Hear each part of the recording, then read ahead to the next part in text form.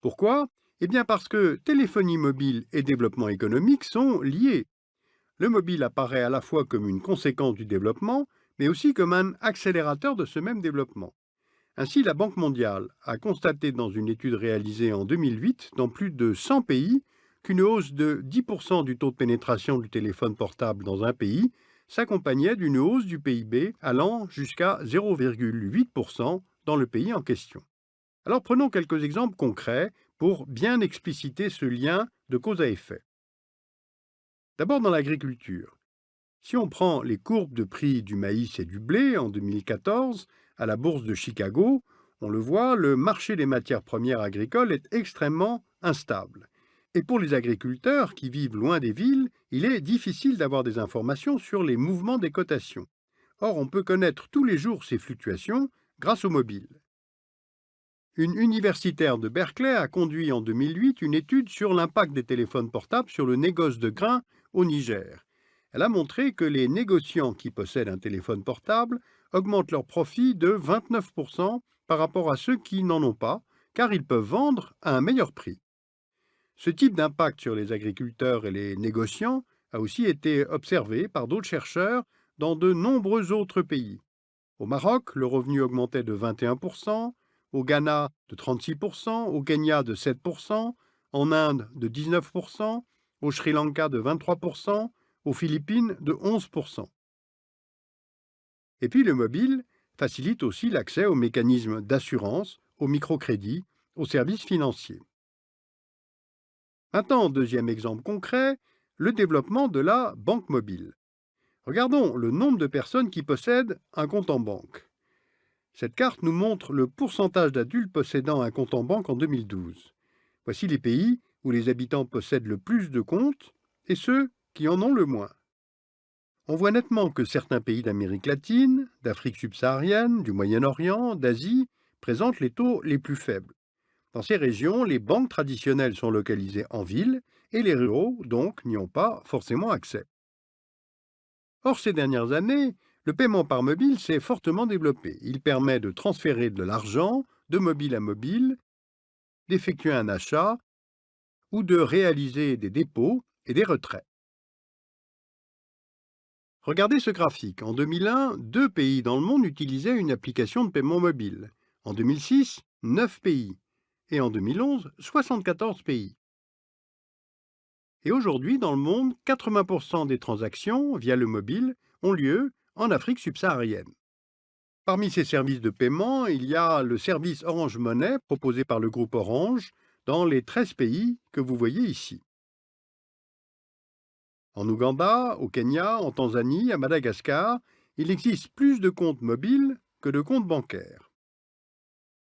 Enfin, troisième facteur de développement, le téléphone mobile est en lui-même une banque d'informations et de données. Regardez par exemple dans l'éducation.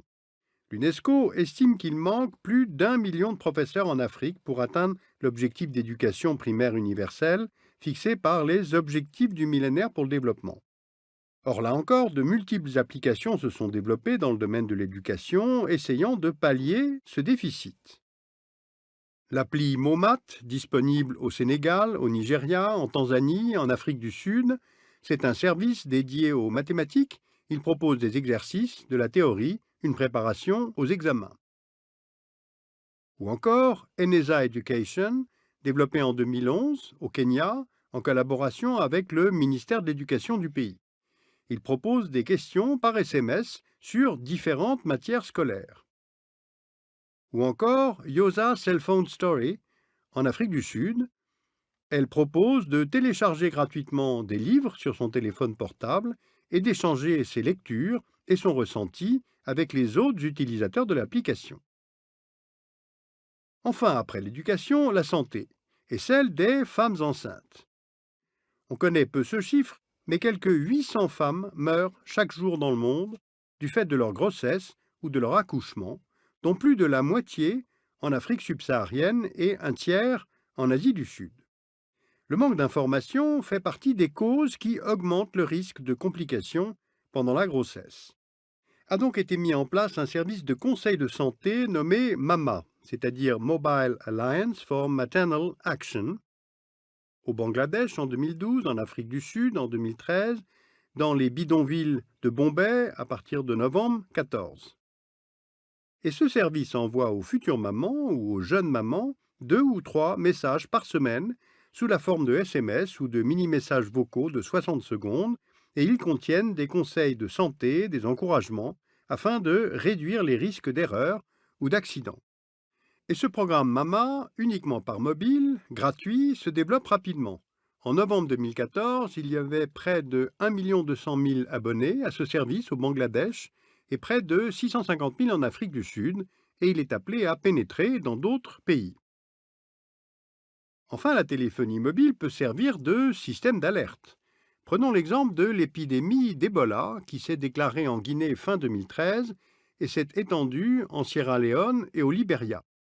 Ce virus est très contagieux. Au 21 janvier 2015, on dénombrait plus de 8 500 morts dans ces 3 pays, mais aussi au Mali, au Nigeria et aux États-Unis. Or, le meilleur moyen d'endiguer une épidémie est de localiser les cas afin de les mettre en quarantaine, de tenter de suivre les déplacements des personnes infectées et de surveiller les individus avec lesquels ils étaient en contact. Eh bien, c'est là que les fonctions des mobiles interviennent. Cette carte est produite par l'ONG suédoise Flowminder. Elle se sert des données de localisation anonymes transmises par les mobiles. Il s'agit de connaître le déplacement des populations dans les pays concernés par l'épidémie et dans les pays proches. Ainsi, le pays voisin, la Côte d'Ivoire, qui n'est pas encore touché, peut, avec ces données, prendre des mesures de confinement et de protection de ses citoyens en cas d'expansion de l'épidémie. La méthode est très réactive car les données sont disponibles en temps réel et permet donc une certaine anticipation.